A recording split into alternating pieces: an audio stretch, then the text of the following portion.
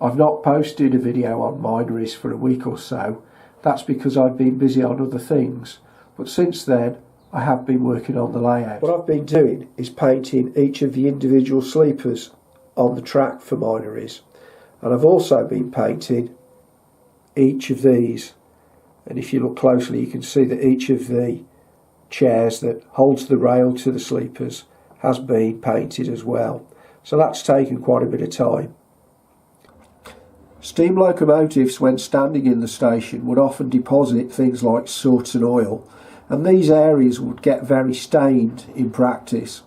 So again, I've got to do work on the track areas that are in the station areas to get that effect.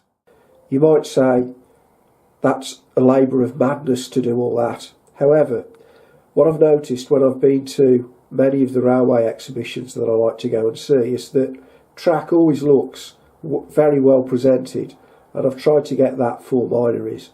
There's still quite a lot of plain areas around the track work that will need blending in, so to do that I'll be using some polyfiller mix to get a representation of what the land would have looked like, and I'll also be using an airbrush to use colours to blend it all together so it looks realistic.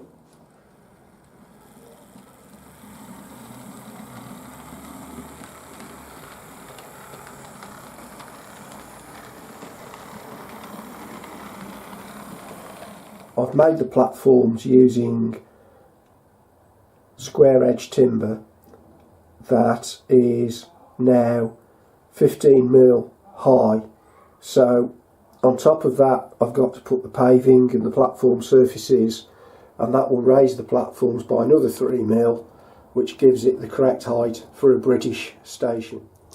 And what I've done with the platforms, I've used Metcalfe brick papers, I've used a grey on here, and you can't see it but there's also a grey on the inside face where I'm tapping my finger, and this one here, as you can see, I've used some red brick just to lend a little bit of variation.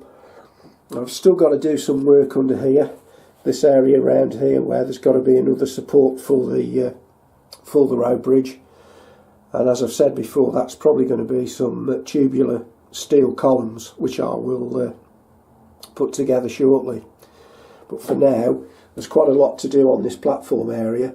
All the tops of the platforms need to be covered. There's still got to be a section that goes across here, and then obviously above there will be the station building, but I've got the main platforms all in shape now, so there's still quite a bit of work to do covering these platform areas. I'll be using various types of platform effect, probably some paving mixed with some concrete, mixed with some tarmac or whatever else they've used on platforms in the past, and I'll also be edging here as well, and here and over here, so that there is a clear lip coming out slightly from the top of the platform to make it easy for passengers to get on and off the trains as they come and go. The next loco coming out is the IVAC tank engine.